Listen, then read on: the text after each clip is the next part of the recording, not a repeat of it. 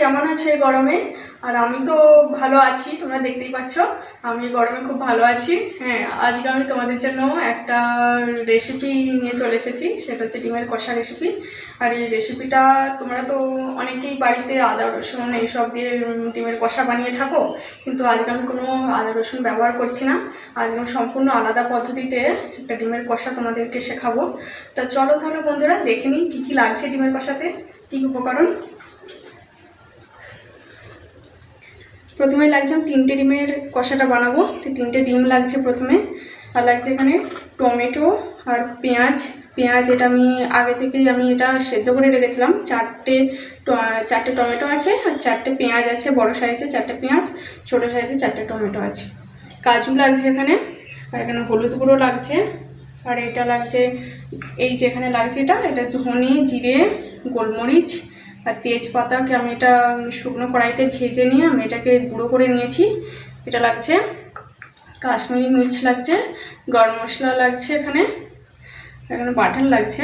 বাটারটা আমি এটা ডিমটা ফ্রাই করার সময়, মশলা কষার সময় বাটারটা ব্যবহার করব। তেলও ব্যবহার করব, তেলটা আমি কম ব্যবহার করব, বাটারটা একটু বেশি ব্যবহার করব। আর এখানে পরিমাণ মতো নুন লাগছে। তো বন্ধুরা, আমি এখানে তোমাদেরকে একটা কথা বলতে চাই এই রেসিপিটা শুরু করার আগে। আমার রেসিপিটা যদি তোমাদের ভালো লেগে থাকে প্লিজ আমার চ্যানেলটাকে সাবস্ক্রাইব করো। আর তাহলে আমি এমন আরও অনেক নিত্য নতুন অনেক রান্না তোমাদের কাছে আমি তুলে ধরবো, শেয়ার করবো, আরও অনেক রান্না। প্লিজ আমার চ্যানেলটাকে সাবস্ক্রাইব করো।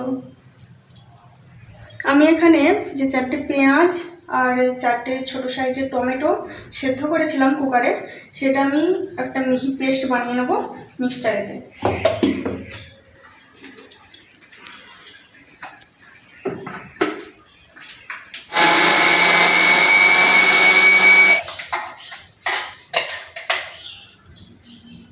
আমার টমেটো আর পেঁয়াজের পেস্টটা হয়ে গেছে, এবার আমি কাজুর পেস্টটা করে নিচ্ছি।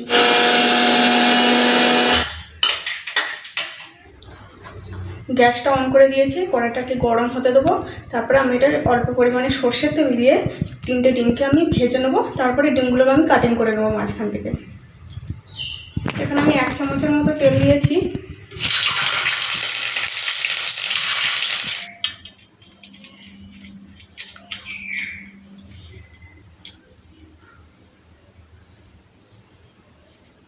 তাহলে তোমরা দেখলে আমি ডিমগুলোকে কেটে নিয়েছি, ভাজা ডিমগুলোকে। এবার আমি কড়াতে বাটার দিয়ে দেবো।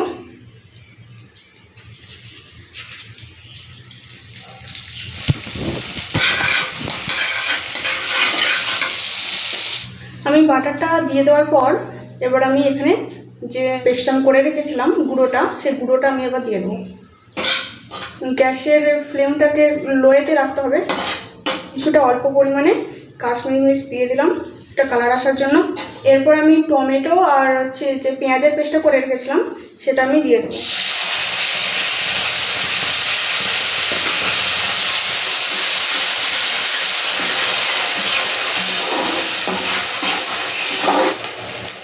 আমি এটা পরিমাণ মতো হলুদ গুঁড়ো দিয়ে দিয়েছি, লবণ দিয়ে দিচ্ছি।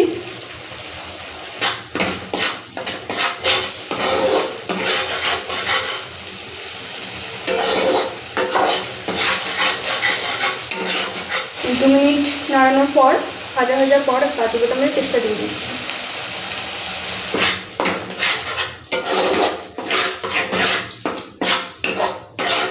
সমস্ত পেস্টগুলো দিয়ে দেওয়ার পর আমি এটাকে আরও কিছুক্ষণ কষিয়ে নিচ্ছি ভালো করে।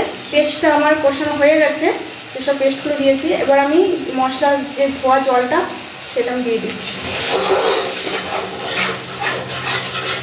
চিনি দিচ্ছি এবার।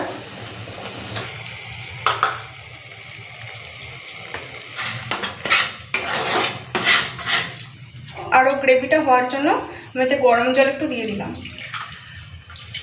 গ্রেভি টাইপের এটা হবে, শুকনো ঝরঝর হবে না।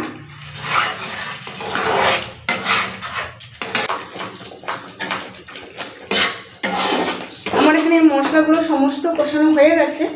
এবার আমি ভেজে রাখা যে ডিমগুলো এটা আমি ওপর দিক থেকে দিয়ে দেবো।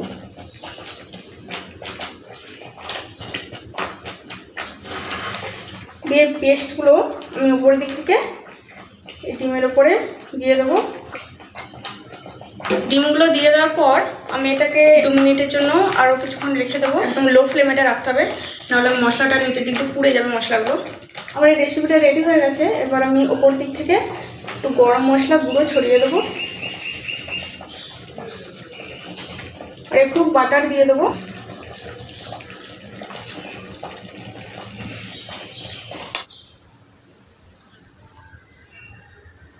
তোমরা দেখলে আমি তাহলে এই যে তোমরা দেখতেই পাচ্ছ কত সুন্দর দেখতে লাগছে, খুব সুন্দর একটা ফ্লেভার আসছে, গন্ধ আসছে খুব সুন্দর, আর খুব সুন্দর দেখতেও হয়েছে, তাই না বন্ধুরা?